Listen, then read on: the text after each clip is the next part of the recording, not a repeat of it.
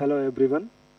Discuss करेंगे आज की क्लास में कि कोई भी साझेदारी व्यापार हो, अगर वो व्यापार में जो भी साझेदारों के मध्य समझौते हुए वो लिखित रूप में नहीं हुए हों बल्कि मौखिक रूप में हुए हों, तो उस प्रकार के व्यापार में अगर साझेदारों के मध्य किसी भी बात को लेकर के विवाद होता है तो उन विवादों का समझौता कैसे कराया जाएगा, उन विवाद से कैसे निपटा जाएगा, इसके बारे में हम आज की क्लास में आप लोगों के बीच में डिस्कस करेंगे।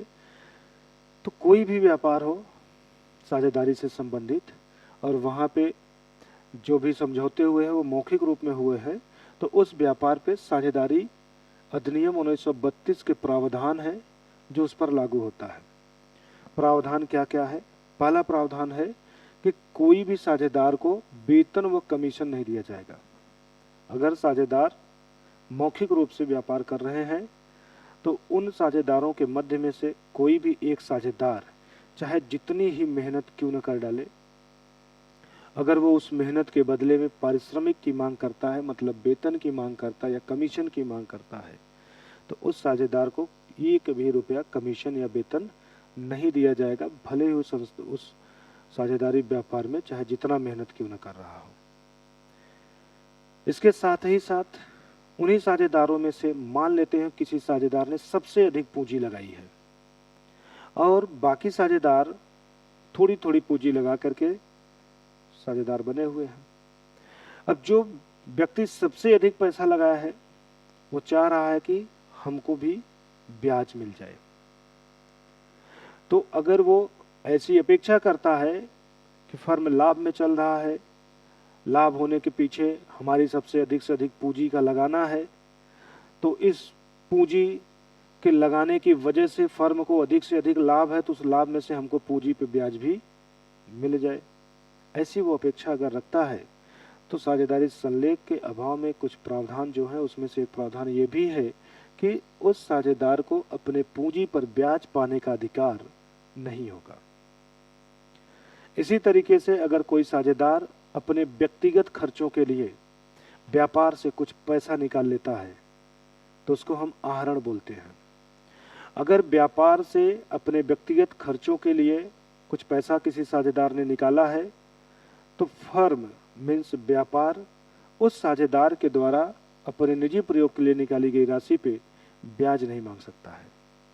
मतलब अगर साझेदार अपने द्वारा लगाई हुई पूंजी पर ब्याज पाने का अधिकार नहीं रखता है तो फिर फर्म से किए गए आहरण पर ब्याज भी नहीं देगा।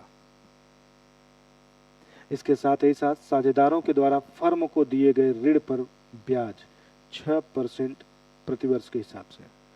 साझेदार पूंजी लगाया, पूंजी लगाने के साथ साथ फर्म को आवश्यकता थी और पैसे की, लेकिन उस व्यक्ति ने वह पैसा एज ए पूंजी के रूप में न दे करके ऋण के रूप में दे दिया। अगर ऋण के रूप में किसी साझेदार ने व्यापार में पैसा लगाया तो उस साझेदार को 6% प्रतिवर्ष की दर से ब्याज पाने का अधिकार होगा, भले ही साझेदारों के मध्य ब्याज के बारे में कोई बात न की गई हो। लेकिन अगर डीड बनी है और डीड में नहीं मेंशन है कि साझेदार के ऋण पे ब्याज मिलेगा कि नहीं मिलेगा, तो उस अवस्था में उस साझेदार को ब्याज पे ऋण पे ब्याज नहीं मिलेगा, क्योंकि ये 6% प्रतिवर्ष की दर से ब्याज उस अवस्था में देने का प्रावधान है जब साझेदार फर्म को ऋण दिया हो और साझेदारी संलेख न बनाया गया हो। अगर बनाया गया होगा तब उसके अनुसार ही मिलेगा, अन्यथा नहीं मिलेगा।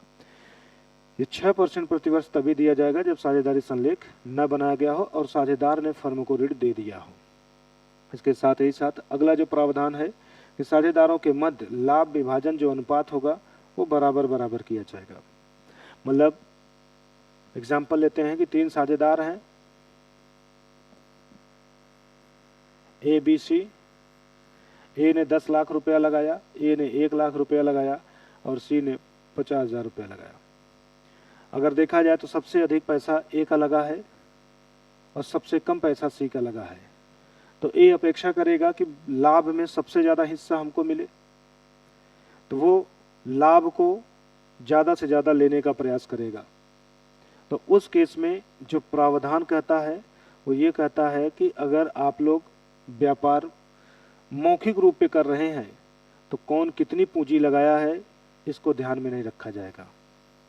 पूंजी लगाने से कोई मतलब नहीं है, बल्कि जो भी लाभ हुआ उस व्यापार का, उस लाभ को बराबर बराबर साझेदारों के बीच में बांट दीजिए।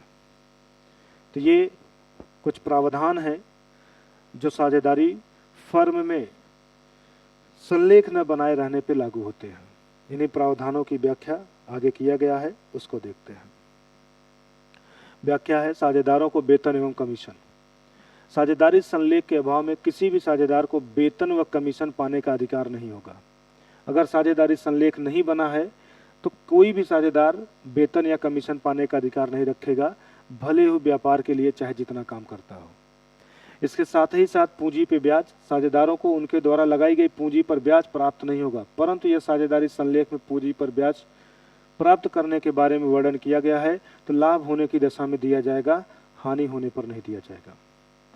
मतलब किसी भी साझेदार ने पूंजी लगाया तो वह पूंजी पर ब्याज प्राप्त नहीं कर सकता है, परंतु अगर साझेदारी संलेख बना है और साझेदारी संलेख में पूंजी पे ब्याज की बात की गई है तो उस साझेदार को पूंजी पे ब्याज उसी अवस्था में मिलेगा जब व्यापार लाभ की अवस्था में होगा।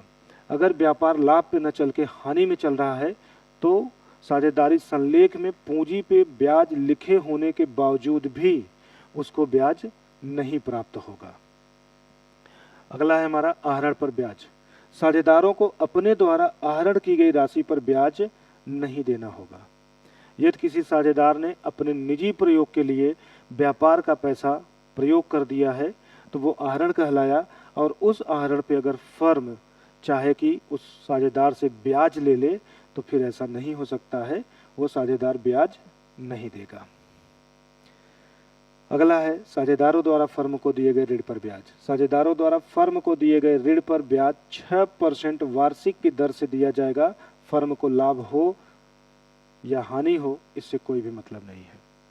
अगर किसी साझेदारी व्यापार में किसी साझेदार ने लोन दे रखा है और साझेदारी संलेख वहां नहीं बनी थी, मतलब साझेदारों के मध्य जो समझौते हुए थे वो लिखित रूप में नहीं हुए थे, मौखिक रूप में हुए थे, तो उस साझेदार को अपने द्वारा दिए गए लोन पर 6% वार्षिक ब्याज पाने का अधिकार होगा। फर्म चाहे लाभ की स्थिति में चल रहा हो चाहे हानि की स्थिति में चल रहा हो, इससे कोई मतलब नहीं होता है। अंतिम है हमारा लाभ विभाजन अनुपात। साझेदारी संलेख के अभाव में फर्म को होने वाले लाभ एवं हानियों का विभाजन बराबर बराबर किया जाएगा। मतलब अगर संलेख नहीं बना है तो जो भी लाभ होगा वो सभी साझेदारों के मध्य बराबर बराबर बांट दिया जाएगा, बिना ध्यान दिए कि किसकी कितनी पूंजी लगी है।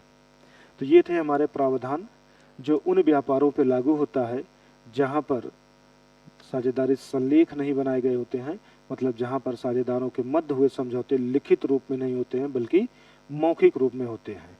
तो यदि आप कोई व्यापार कर रहे हैं और वो व्यापार में आप लोगों के बीच जो बातें हुई हैं मौखिक रूप में हुई है तो ये सारे पॉइंट याद रखिएगा कि आपके व्यापार पे लागू होगा। उस अवस्था में यदि आप सबसे अधिक मेहनत करते हैं और आप अपने मेहनत के बदले में वेतन लेने की अपेक्षा रखते हैं तो आपको वेतन नहीं मिलेगा। इसलिए अगर कोई साझेदारी व्यापार मौखिक रूप में किया गया है तो कार्य को संभल के करेंगे, आवश्यकता से अधिक करने की जरूरत नहीं है, क्योंकि आपको ना तो वेतन अधिक मिलेगा और ना ही लाभ में हिस्सा भी अधिक मिलेगा। जो लाभ होगा उसमें भी सबको बराबर ही बराबर मिलेगा, चाहे जितना आप काम करते हो इससे मतलब नहीं है, और उसके अलावा ना ही आपको कोई वेतन या कमीशन मिलेगा। तो साझेदारी व्यापार मौखिक रूप पे जब भी किया जाए तो इन सब बातों को ध्यान रखिएगा।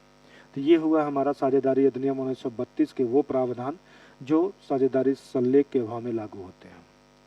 इसके साथ ही साथ अब जो हम लोग आगे डिस्कस करेंगे वो डिस्कस करेंगे कि कोई भी साझेदारी व्यापार का जो लेखांकन बनाया जाता है वो कैसे बनाया जाता है।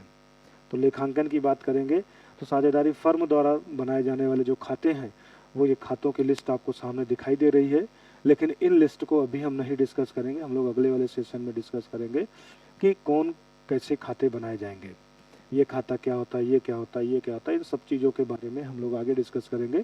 अभी आज के इस क्लास में, इस वीडियो में हमारा जो कंप्लीट कोर्स हुआ है फर्स्ट चैप्टर की जितना थ्योरेटिकल पार्ट था लगभग आपका कंप्लीट हो गया है। इतनी थ्योरी आप नोट करके अच्छे से तैयार कर लीजिए। फिर अगले वाले क्लास में हम लोग देखेंगे ये जो अकाउंट बनाने थे वो अकाउंट कैसे बनाए जाएंगे।